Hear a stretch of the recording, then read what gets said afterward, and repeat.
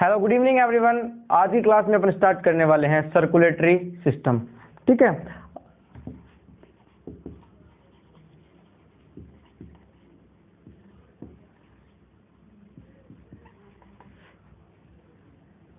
जिसे हिंदी में कहा जाता है परिसंचरण तंत्र।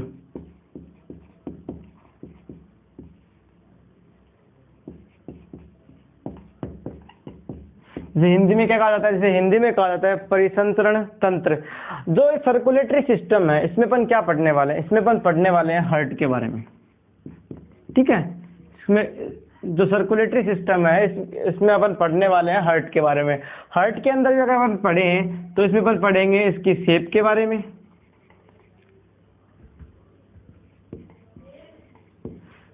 इसके फंक्शन के बारे में और इसके ऑर्गन के बारे में। किसके बारे में? और इसके पार्ट्स के बारे में। ऑर्गन मान लो, फिर पार्ट्स के बारे में। ठीक है, जो अपन सर्कुलेटरी सिस्टम पढ़ने वाले हैं इसके अंदर अपन तीन चीजें पढ़ेंगे, शेप, फंक्शन और पार्ट। किसका? हार्ट का। ये आप लोग याद रखें। ठीक है, अगर अपन आप लोगों से पूछा जाए कि सर्कुलेटरी सिस्टम होता क्या है,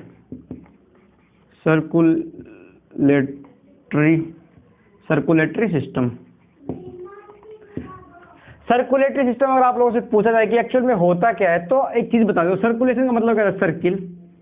ठीक है, कोई भी चीज ए पॉइंट से स्टार्ट हुई और वो वापस ए पॉइंट पे ही खत्म हुई, घूम फिर के वो अपनी जगह पे ही वापस आ जाए, उसे ही कहा जाता है सर्कुलेशन। ठीक है, और इसे ही अपन पढ़ने वाले सर्कुलेटरी सिस्टम। अपन किसके बारे में पढ़ रहे हैं? यहाँ पे हार्ट के बारे में पढ़ रहे हैं।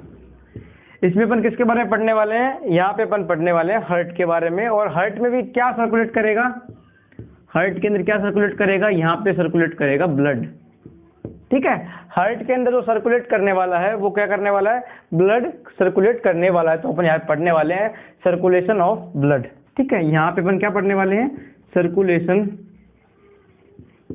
Of blood in human body by heart. ठीक है, ह्यूमन बॉडी के अंदर ब्लड का सर्कुलेशन किस प्रकार से होता है और उसमें जो हार्ट है उसका मुख्यतः रोल क्या होता है, ये अपन आज पढ़ने वाले हैं। ठीक है, आगे चलते हैं। अगर अपन तो जो थ्योरी दी गई थी सर्कुलेटरी सिस्टम की, जो यहाँ पे जो थ्योरी दी गई थी वो किसके द्वारा दी गई थी? ठीक है, जो सर्कुलेटरी सिस्टम की जो थ्योरी दी गई थी वो दी गई थी विलियम हार्वी के द्वारा। विलियम हार्वी के द्वारा इसकी थ्योरी दी गई थी। जो विलियम हार्वी है, इन्हें फादर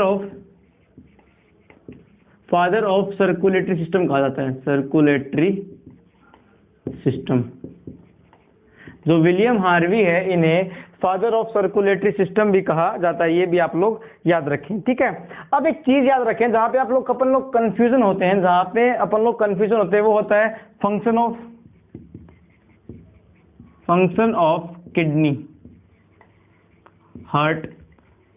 ठीक है, यहाँ पे हम लोग जो कंफ्यूज हो जाते हैं। जो फंक्शन ऑफ किडनी है, उसका फंक्शन क्या होता है किडनी का? ये क्या करती है? ब्लड को प्योरीफाई करती है।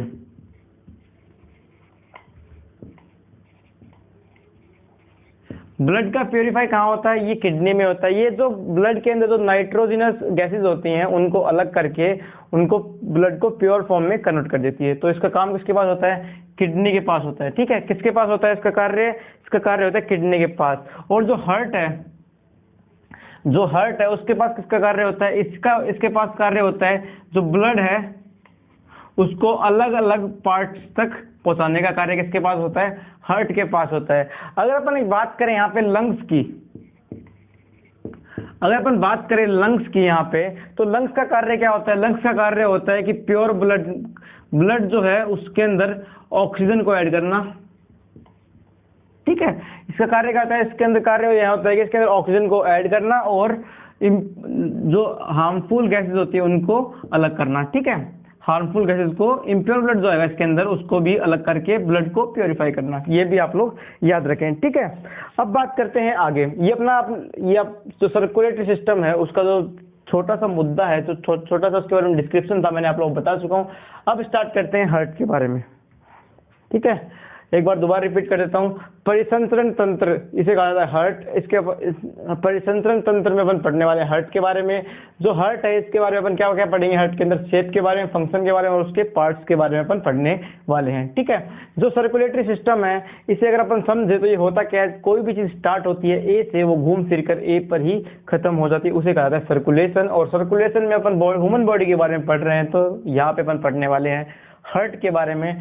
तो हार्ट में भी जो मोस्टली चीज पढ़ेंगे वो होगा ब्लड, कि जो हार्ट है वो किस प्रकार से ब्लड को सर्कुलेट करता है, पूरी बॉडी में घुमाता रहता है और वो क्यों उसे घुमाता है। ठीक है, तो यहाँ पे अपन पढ़ने वाले circulation of blood in human body by the help of heart. ठीक है, अब जो सर्कुलेटरी सिस्टम है इसकी थ्योरी किसके द्वारा दी गई थी, तो वो दी गई थी विलियम हार्वी के द्वारा इसकी थ्योरी दी गई थी। जो विलियम हार्वी है इन्हें फादर ऑफ सर्कुलेटरी सिस्टम भी कहा जाता है। ये क्वेश्चन भी कई बार एग्जाम में पूछा गया है। ठीक है, ये आप लोग याद रखें। आगे चलते हैं। अब सर्कुलेटरी सिस्टम के अंदर अपन बात करने वाले हैं हार्ट के बारे में। तो सबसे पहले अपन देखते हैं हार्ट का डायग्राम।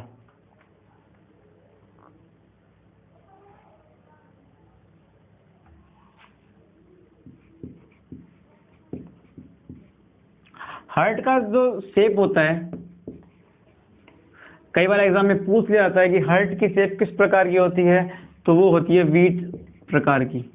जो गेहूं होता है उस प्रकार की शेप होती है। ठीक है, तो अब हम डायग्राम बना लेते हैं।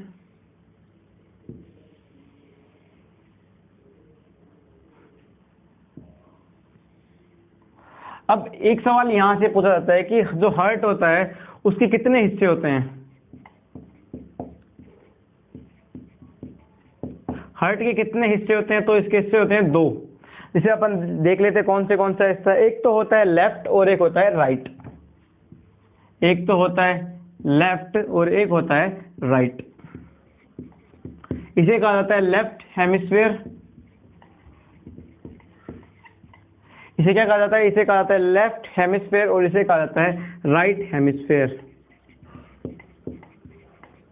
ठीक है, इसे कहा जाता है लेफ्ट हेमिस्फीयर और इसे कहा जाता है राइट हेमिस्फीयर। अगर हिंदी में अगर अपन बात करें तो इसे कहा जाता है बायां हिस्सा और इसे कहा जाता है दायां हिस्सा। ठीक है, इसे क्या कहा जाता है, इसे कहा जाता है बायां हिस्सा और इसे कहा जाता है दायां हिस्सा। जो लेफ्ट साइड है, ठीक है, तो लेफ्ट साइड है, यहाँ से कौन सा ब्लड आएगा, यहाँ से आता है प्योर ब्लड। इस साइड कौन सा ब्लड रहता है, ये पूरे एरिया में, इस पूरे चैम्बर में कौन सा ब्लड रहेगा, इसमें रहेगा प्योर ब्लड। लेफ्ट चैम्बर में कौन सा ब्लड रहेगा, इस पूरे चैम्बर में, लेफ्ट साइड वाले चैम्बर में रहेगा प्योर ब्लड। प्योर ब्लड की अगर हम बात करें तो इसमें रहेगा कौन सा, ऑक्सीजनेटेड ब्लड। कौन सा ब्लड रहेगा इसमें रहेगा ऑक्सीजनेटेड ब्लड।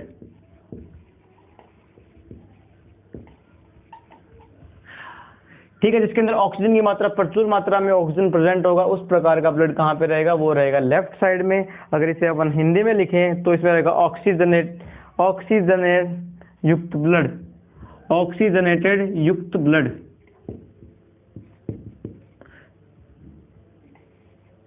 युक्त रक्त, ठीक है, ऑक्सीजनेटेड युक्त रक्त इसमें रहेगा। ठीक है, अब अगर हम बात करें राइट हेमिस्फीयर की, यानी कि अगर अपन बात करें राइट साइड की, तो इस साइड कौन सा ब्लड रहेगा, इस साइड रहेगा इम्प्योर ब्लड। इम्प्योर ब्लड यानी कि अशुद्ध रक्त।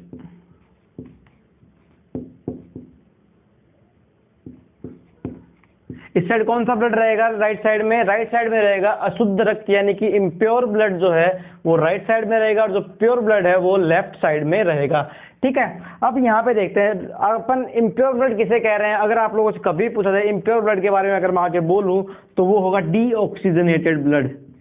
डीऑक्सीजनेटेड ब्लड, यहाँ पे डीऑक्सीजनेटेड का मतलब क्या है, जहाँ पे जो ब्लड है उसके अंदर, ब्लड के अंदर, ब्लड में ऑक्सीजन की मात्रा कम हो। ठीक है, डीऑक्सीजनेटेड ब्लड कौन सा होगा, जिसमें ऑक्सीजन की मात्रा कम हो, और ऑक्सीजनेटेड ब्लड कौन सा होगा, जिसमें ऑक्सीजन की मात्रा प्रचुर मात्रा में पाई जाए। ठीक है, अब ये आप लोगों को समझ में आया। आगे चलते हैं। अब देखते हैं यहाँ से आगे अपन देखते हैं कि ये तो अपन ने देख लिया कि हार्ट के कितने हिस्से होते हैं। अब आप लोगों से पूछा जाता है कि हार्ट में चैम्बर कितने होते हैं। ठीक है, रब कर देता हूँ, आगे बताता हूँ उसके बाद। ये आप लोग देख लें एक बार या फिर स्क्रीनशॉट ले लें। अब जो हार्ट है उसमें 4 चैम्बर होते हैं। हिस्से अपन ने देख चुके हैं कि कितने हिस्सों में होता है, 2 हिस्सों में डिवाइड होता है, एक तो लेफ्ट हेमिस्फीयर एक राइट हेमिस्फीयर। अब इसके बाद आता है चैम्बर। हार्ट के, हृदय के हार्ट में 4 चैम्बर होते हैं।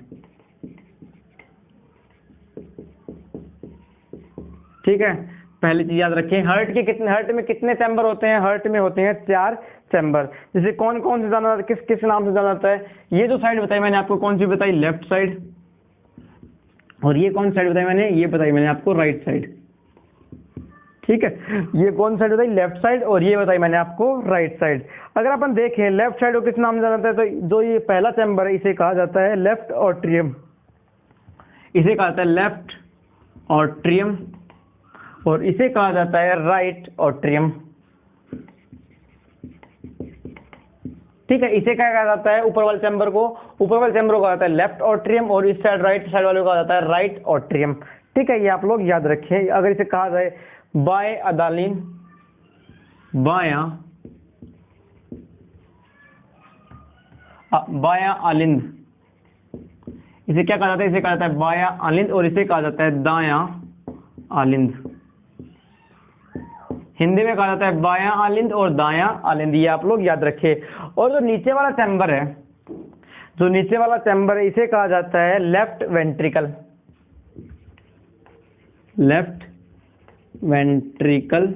और इसे कहा जाता है राइट वेंट्रिकल। तो आप लोगों से पूछा जाए कि इन दो चैम्बर होते हैं, लेफ्ट वेंट्रिकल, लेफ्ट ऑट्रियम और लेफ्ट वेंट्रिकल, इन दोनों में से बड़ा कौन सा होता है? तो जो लेफ्ट ऑट्रियम जो है वो बड़ा होता है। ठीक है, साइज में कौन सा बड़ा होता है? लेफ्ट ऑट्रियम बड़ा होता है। किससे बड़ा होता है? लेफ्ट वेंट्रिकल से। यहाँ पे भी अगर आप लोगों से पूछा जाए कि राइट वेंट्रिकल बड़ा होता है या फिर राइट ऑट्रियम बड़ा होता है या फिर राइट वेंट्रिकल बड़ा होता है, तो आप लोगों को बोलना है कि राइट ऑट्रियम बड़ा होता है। तो ऊपर वाले दोनों चैम्बर हैं वो बड़े होते हैं किसके कंपेरिजन में? इन दोनों, इसके कंपेरिजन में, यानी कि नीचे वाले कंपेरिजन में ऊपर वाले चैम्बर बड़े होते हैं। ये आप लोग याद रखें। ठीक है, आगे बात करते हैं अपन। अब इनके हिंदी में भी नाम आप लोगों से पूछा जा सकता है। तो इसे कहा जाता है बायां निलिंद, इसे कहा जाता है बायां आलिंद हो गया, अब होता है निलंद।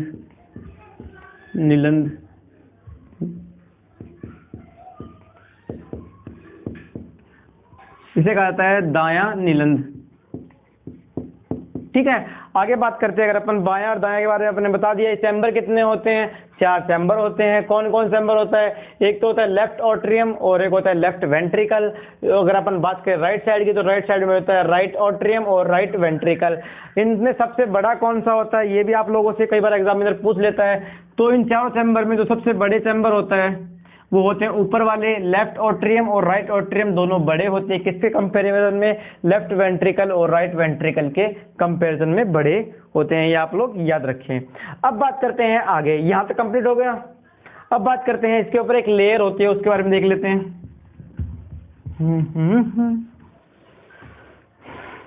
Membrane on heart.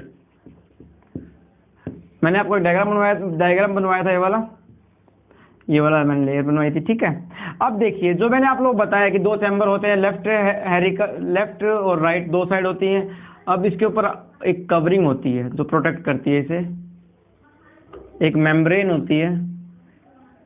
ये क्या है? एक मेम्ब्रेन है। ठीक है, मेम्ब्रेन होती है जो कवर करके रखती है हार्ट को। इस मेम्ब्रेन को क्या कहा जाता है? इसे कहा जाता है pericardial membrane. Pericardial membrane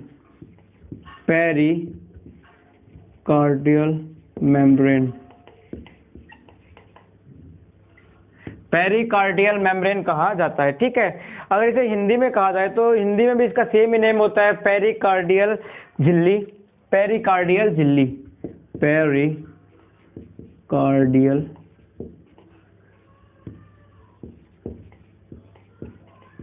pericardial झिल्ली। हिंदी में भी दोनों का नाम सेम ही होता है, ये भी आप लोग याद रखिए। अगर आप लोगों से पूछा जाए कि हार्ट की जो आउटर मेम्ब्रेन होती है उसे क्या कहा जाता है, तो जो उसे कहा जाता है पेरिकार्डियल मेम्ब्रेन या फिर पेरिकार्डियल झिल्ली के नाम से जाना जाता है। ये आप लोगों से पूछा जा सकता है, ठीक है। अब बात करते हैं आगे।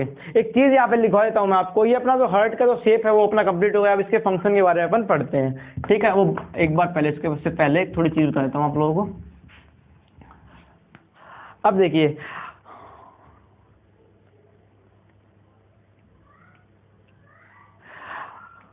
हमारी बॉडी में लिख लें आप लोग, हमारी बॉडी में ब्लड सर्कुलेशन के लिए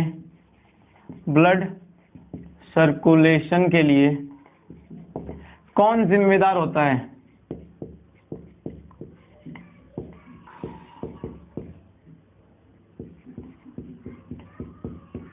हमारी बॉडी में ब्लड सर्कुलेशन के लिए कौन जिम्मेदार होता है? तो वो होता है ब्लड वेसल्स, ठीक है। कौन जिम्मेदार होता है? तो वो होता है ब्लड वेसल्स। मैंने पिछले क्लासेस में बताया आप लोगों को, ब्लड वेसल्स जिम्मेदार होता है ब्लड सर्कुलेशन के लिए, ठीक है। अब इसे हिंदी में कहा जाता है रक्त वाहिनी। इसे हिंदी में कहा जाता है रक्त वाहिनी, यानी कि खून को ले जाने वाली गाड़ी मोटर। हिंदी में अगर मारवाड़ी में समझा जाए तो वो गाड़ी मोटर जो ब्लड को लेकर जाती है, जिसे कहा जाता है ब्लड वेसल्स, यानी कि रक्त वाहिनी कहा जाता है। ये कितने प्रकार की होती हैं? ये होती है 2 प्रकार की। ये आप लोग आगे बताऊंगा मैं क्यों, अब मैं आप लोग बता रहा हूँ, ये आप लोग आगे समझ जाएंगे। ये कितने प्रकार की होती है? ये 2 प्रकार की होती है। एक तो होती है ऑट्रियम, एक तो होती है आर्टरी, और एक होती है वेन। एक तो होती है आर्टरी और दूसरी होती है वेन्स। जिसे हिंदी में कहा जाता है ध्वनि,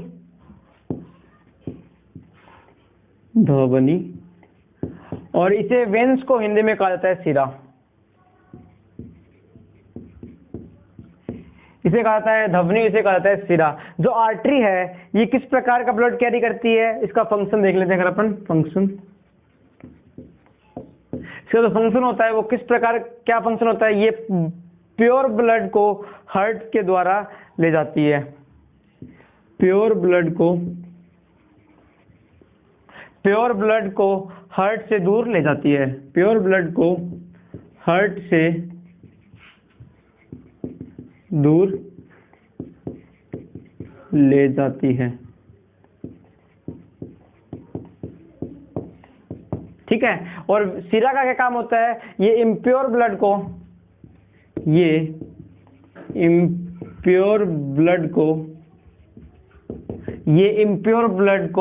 हार्ट के पास लाती है।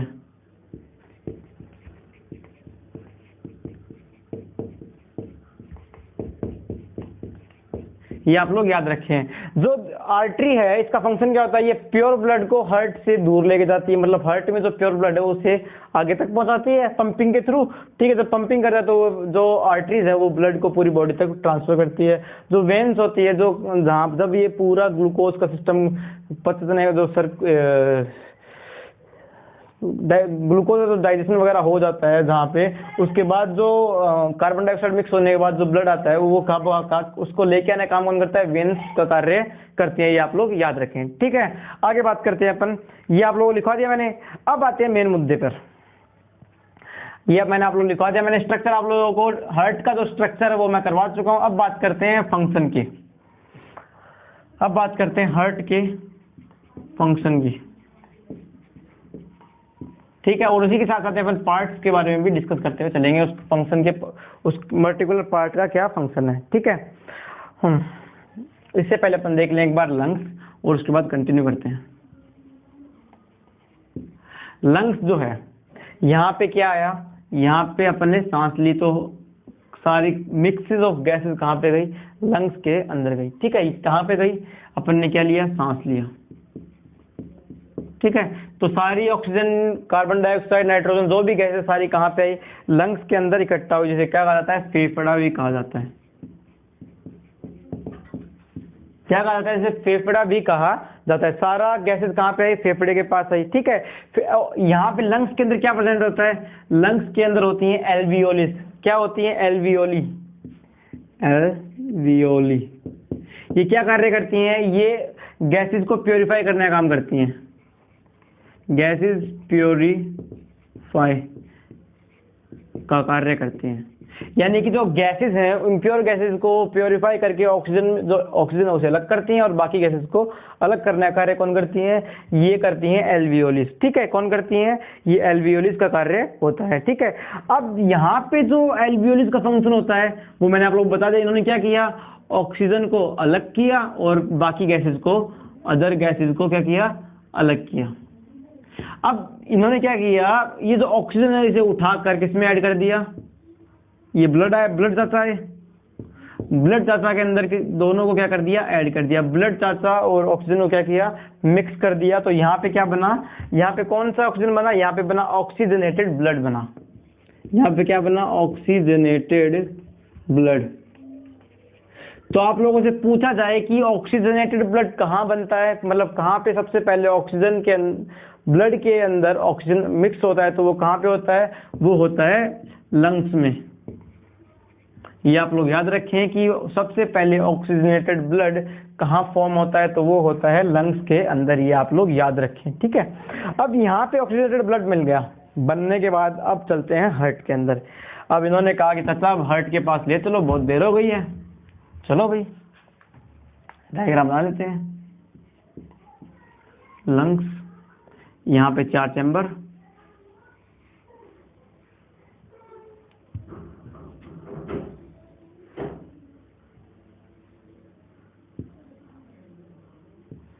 ठीक है। अब यहां से ऑक्सीजनेटेड ब्लड आया यहाँ पे, ये क्या था? Oxygenated blood. ठीक है, यहां से क्या आया? ऑक्सीजनेटेड ब्लड कहाँ पे आया? सबसे पहले ये आया लेफ्ट ऑट्रियम में। ये कहाँ पे आया? ये आया लेफ्ट ऑट्रियम में। ठीक है, ऑक्सीजनेटेड ब्लड सबसे पहले कहाँ पे आया? ये आया लेफ्ट ऑट्रियम में। और इसे लेके कौन आता है? जो लंग्स से लेफ्ट ऑट्रियम में जो ब्लड लेके आता है, प्योर ब्लड, यानी कि ऑक्सीजनेटेड ब्लड लेके आने का कौन कार्य कौन करता है? ये करता है पल्मोनरी वेन्स। Pulmonary veins. ठीक है, और मैंने आप लोगों को पीछे क्या बताया? जो वेन्स हैं वो किस तरह का कार्य करते हैं? वो डीऑक्सीजनेटेड ब्लड को हार्ट के पास लेके आती हैं। ठीक है, मैंने आप लोगों को पीछे बताया जो वेन्स है वो उसका फंक्शन क्या होता है? ये डीऑक्सीजनेटेड ब्लड को क्या करती हैं? हार्ट के पास लेके आती है। पर यहाँ पे जो फंक्शन कर रहा है पल्मोनरी वेन्स, ये क्या कर रही हैं? ये ऑक्सीजनेटेड ब्लड को लेफ्ट ऑट्रियम यानी कि हार्ट के अंदर डाल रही हैं। ठीक है, ये आप लोग याद रखें। ये क्या है? ये एक अपवाद है, यानी कि एक बीमारी है, यानी कि सिरदर्दी है, जो आप लोगों को याद करनी है। ठीक है, अब यहाँ पे जो है लंग्स से ऑक्सीजनेटेड ब्लड कहाँ पे आया? ये आ गया लेफ्ट ऑट्रियम में। कहाँ पे आया? ये आ गया अपने लेफ्ट ऑट्रियम में, यानी कि बायां आलिंद में। कहाँ पे आया? ये आया बायां आलिंद में। ठीक है, अब यहाँ पे आ गए प्योर ब्लड। ठीक है, यहाँ पे कौन सा ब्लड है? यहाँ पे है प्योर ब्लड। अब यहाँ पे ना एक चीजें होती हैं, यहाँ पे एक वॉल्व होता है, उसे क्या कहना? जो वॉल्व है यहाँ पे जब प्रेशर बढ़ेगा तो ये वॉल्व क्या होगा? खुल जाएगा और जो ये ऑक्सीजनेटेड ब्लड है ये नीचे की तरफ आ जाएगा। तो जो ये वॉल्व है इसे किस नाम से जाना जाता है? इसे जाना जाता है बाइक्यूप्सिड। बाइक्यूप्सिड, बाइक्यूप्सिड वॉल्व, बाइक्यूप्सिड वॉल्व के नाम से जाना जाता है इसे। ये क्या होगा? यहाँ पे प्रेशर बढ़ेगा, जैसे प्रेशर बढ़ेगा ये वाला वॉल्व क्या होगा? खुल जाएगा। ठीक है, ये वाला वॉल्व क्या होगा? ये वाला वॉल्व जो है वो खुल जाएगा। ये आप लोग याद रखें। तो उसके बाद जो है वो ब्लड कहाँ पे आएगा? वो आएगा लेफ्ट वेंट्रिकल में। उसके बाद ये ब्लड क्या होगा? नीचे की तरफ आकर ये कहाँ पे आ जाएगा? इसमें आ जाएगा। ये क्या है? Left ventricle. ठीक है, अब आप लोगों से एक चीज लिखवाता हूं मैं। यहाँ पे कितना ब्लड आता है एक टाइम में? तो यहाँ पे 70 से लेकर 90 ml ब्लड आता है। एक चीज याद रख ली।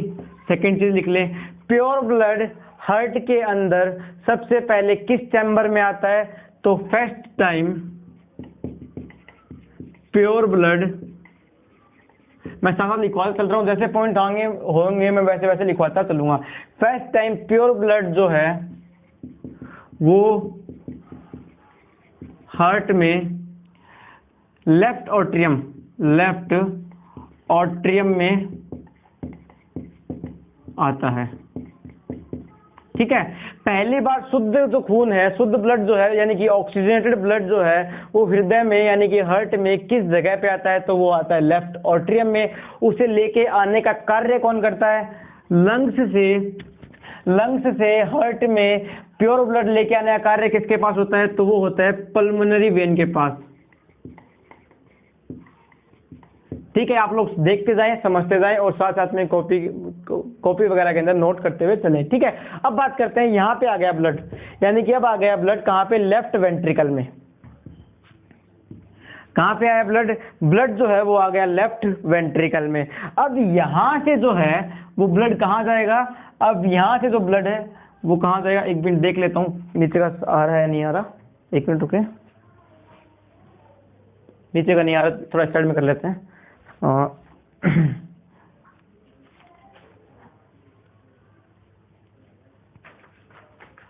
हाँ, ये रब कर देता हूं।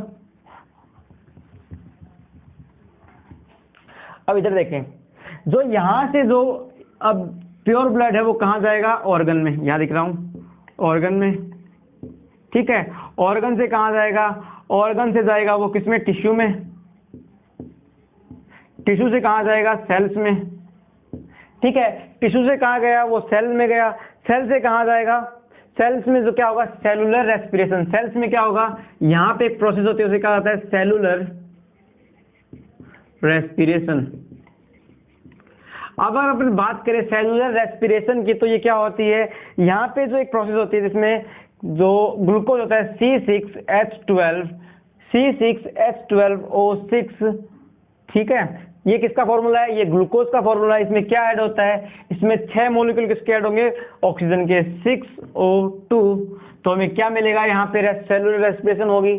ठीक है, यहाँ पे सेलुलर रेस्पिरेशन प्रोसेस होगी जिसमें ग्लूकोज का ब्रेकडाउन होगा और क्या बनेगा हमें? यहाँ पे मिलेगा हमें 6CO2 यानी कि 6 मॉलिक्यूल कार्बन के प्लस वाटर, क्या मिलेगा? Plus 6H2O plus energy. तो मैंने आप लोगों को बताया था कि यहाँ पे कितनी एनर्जी बनती है एक बार में। तो यहाँ पे जो ग्लूकोज का ब्रेकडाउन होता है सेलुलर रेस्पिरेशन के दौरान, तो यहाँ पे 686 किलो कैलोरीज, यानी कि 686 KCAL किलो कैलोरीज का फॉर्मेशन होता है। ये आप लोग याद रखें। ठीक है, यहाँ पे क्या हुआ? यहाँ पे क्या, कौन सी गैस बनी? यहाँ पे बनी कार्बन डाइऑक्साइड। ठीक है, यहाँ पे कार्बन डाइऑक्साइड गैस बनने के बाद जो कार्बन डाइऑक्साइड है वो किसमें मिक्स हो जाएगी? ब्लड के अंदर मिक्स हो जाएगी। ठीक है, ये जो रबर, हाँ, अब यहाँ से देखिए, यहाँ पे जो कार्बन डाइऑक्साइड है वो किसमें मिक्स होगी? ब्लड में मिक्स हो गई। ब्लड से फिर कहाँ पे आई? वो टिश्यू के पास, टिश्यू से फिर सेल्स के पास, टिश्यू के बाद ऑर्गन में, ऑर्गन से फिर वो कहाँ पे गई? अब वो आप बताएगा किसके पास? वो देख लेते हैं। अब ऑर्गन है यहाँ पे, वापिस से पूरी रेस्पिरेशन वाली सेलुलर रेस्पिरेशन हो गई। वहाँ पे ऑक्सीजन वगैरह का जो ग्लूकोज वगैरह उसका ब्रेकडाउन होकर कार्बन डाइऑक्साइड बन चुकी है। कार्बन डाइऑक्साइड बनने के बाद वो क्या कर रही है? अब बोली कि भाई मेरे को भेज मेरी जगह पे, मेरे को प्योरीफाई कर भाई। तो ऑर्गन ने कहा ठीक है तेरे को भेजता हूँ, थोड़ी ठंड रख। तो यहाँ पे ऑर्गन नेता ने कहा कि तेरे को भेजता हूँ, चिंता मत कर। तो ऑर्गन ने बोला कि तेरे को भेज रहा हूँ मैं, चिंता ना करे। किसके सहायता भेजेगा भाई वो? अब उसने कहा कि किसके सहायता से भेजेगा? तो उसने कहा कि वेना केवा, यहाँ पे एक नब होती है, इसे यहाँ से कौन सा, अब यहाँ पे देखिए, यहाँ पे कौन सा ब्लड हो चुका है? यहाँ पे हो चुका है डीऑक्सीजनेटेड ब्लड, डीऑक्सीजनेटेड ब्लड, यानी कि अशुद्ध रक्त हो चुका है यहाँ पे, क्योंकि यहाँ पे ऑक्सीजन की मात्रा ना के बराबर है और अन्य गैसेस का यहाँ पे मिक्सचर हो चुका है। ठीक है, तो फर्स्ट टाइम डीऑक्सीजनेटेड ब्लड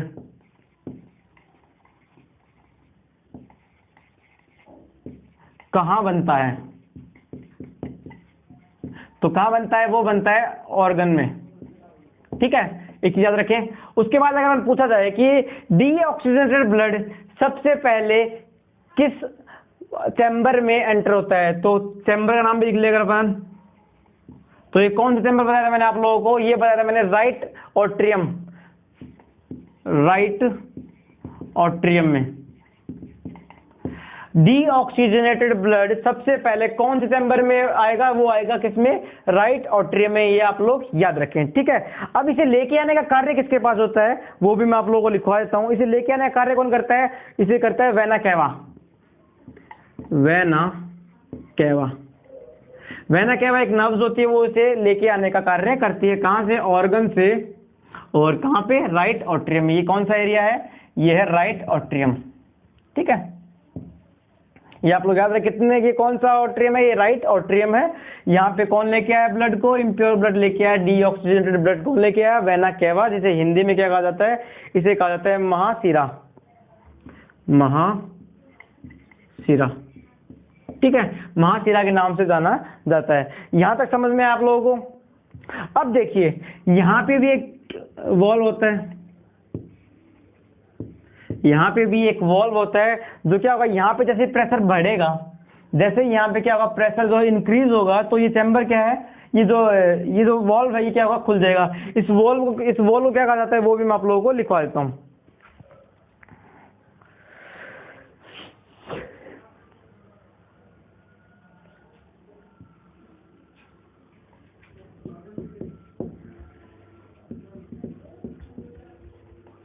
इसे किस नाम से जाना जाता है? इसे जाना जाता है ट्राइक्यूप्सिड वॉल्व, यानी कि हिंदी में अगर आप लोगों से पूछा जाए तो इसे कहा जाता है त्रिदलीय कैप्सूल।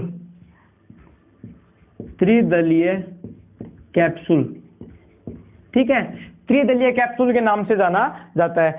अब देखिए यहाँ पे जैसे प्रेशर इंक्रीज हुआ तो यहाँ पे क्या हुआ, इसने ट्रांसफर किया सारा डीऑक्सीजनेटेड ब्लड कहाँ पे आ गया? ये आ गया किसके पास?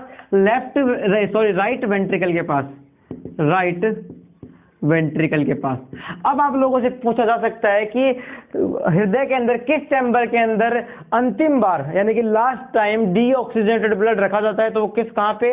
राइट वेंट्रिकल में रखा जाता है। ये क्वेश्चन आप लोगों से पूछा जा सकता है कई बार, या फिर आप लोगों के जो क्वेश्चन वगैरह प्रैक्टिस करते हो इसमें आता ही होगा, ठीक है। अब यहाँ से जो है ये रब कर देता हूँ, बाकी सारी चीजें, ये सारी चीजें रब कर देता हूँ, बहुत ज्यादा खिचपिच हो गए हैं।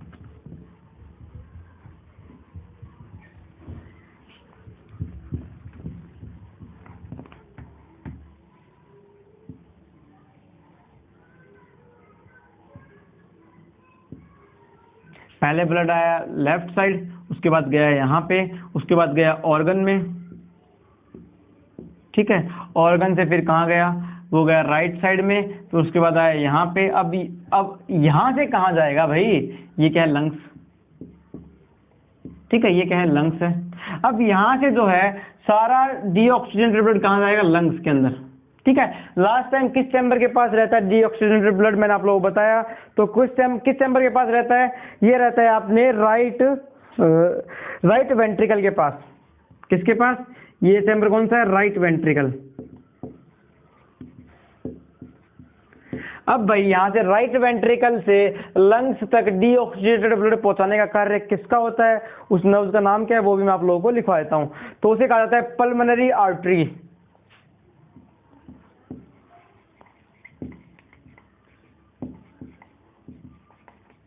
अब देखिए यहाँ पे जो वेन है, जो वेन मैंने आप लोगों को बताया पल्मोनरी वेन, ये किसका काम कर रही थी? ये प्योर ब्लड लेके आने का कार्य कर रही थी। और यहाँ पे क्या कर रहा है? इम्प्योर ब्लड को लेके जाया जा रहा है। पर मैंने आप लोगों को बताया था कि ये क्या किस कार्य करती है? इम्प्योर ब्लड को दूर लेके जाती है। और ये क्या कर रही है? ये इम्प्योर ब्लड, ये मैंने आप लोगों को बताया किसका कार्य करती है? इम्प्योर ब्लड को दूर लेके जाएगी। वेन के बारे में बताया था मैंने आप लोगों को, ये क्या करती है? ये इम्प्योर ब्लड को क्या करती है? हार्ट के पास लेके आती है। हार्ट के पास लेके आती है। पर यहाँ पे क्या कर रही है? प्योर ब्लड को लेके आ रही है। और यहाँ पे देखिए मैंने आर्टरी के बारे में बताया था, ये क्या करती है? ये करता है कि प्योर ब्लड को हार्ट के पास लेके आता है, पर यहाँ पे इम्प्योर ब्लड को कैरी ले कर रहा है। तो ये दोनों अपवाद है, कंफ्यूजन वाले चीजें हैं, तो आप लोग ये याद रखें, ये दोनों कंफ्यूजन वाले सिस्टम है, ये आप लोग याद रखें, ठीक है। अब बात करते हैं आगे। ये अपना हो गया, यहाँ पे लंग्स के अंदर क्या है? इम्प्योर ब्लड आ गया। या यहाँ पे जो प्रोसेस होगी वो मैंने आप लोगों को बताया। एल्वियोलिस क्या करेंगे? यहाँ पे ब्लड को प्योरीफाई करने का काम करेंगे, डीऑक्सीजनेटेड ब्लड को अलग कर देंगे, और प्योर जो भी इम्प्योरिटीज होंगे ब्लड के अंदर उसे अलग करके एल्वियोलिस नाइट्रोजनस गैसेस को ऑब्जॉर्व कर लेंगी और उसे बाहर ट्रांसफर कर देंगी, ठीक है। और जो प्योर ब्लड है उसे आगे ट्रांसफर करके नया ऑक्सीजन ऐड करके उसके अंदर आगे के काम फंक्शन स्टार्ट करके रखते हैं, ठीक है। ये अपना कंप्लीट हो चुका है। अब जो छोटी छोटी चीज़ें एक दो पॉइंट वो मैं लिखवा देता हूँ, उसके बाद में अपन टॉपिक कंप्लीट करते हैं, यहाँ पे खत्म करते हैं, उसके बाद नेक्स्ट क्लास में अपन आगे के क्लास देखेंगे। ठीक है, तो सबसे पहले लिख लेते हैं, यानी कि जो एल्वियोल जो वॉल्व है, वॉल मैंने आप लिखवाए थे, वो हार्ट में कितने होते हैं, तो वो 4 वॉल होते हैं। हार्ट में कितने वॉल होते हैं, हार्ट में 4 वॉल होते हैं, ये आप लोग याद रखें। सेकंड चीज, जो वॉल है वो एक दिन में कितनी बार खुलते हैं, तो एक दिन में जो वॉल है वो कम टोटल मिलाकर 1 लाख बार, 1 लाख टाइम। ठीक है, 1 लाख बार पूरे दिन में, मतलब पूरे समय में खुलते हैं, मतलब पूरे एक दिन के अंदर 24 घंटे के मिलाए जाए तो 1 लाख बार पूरे वो जो है वॉल जो है वो खुलते हैं, ये आप लोग याद रखें। ठीक है,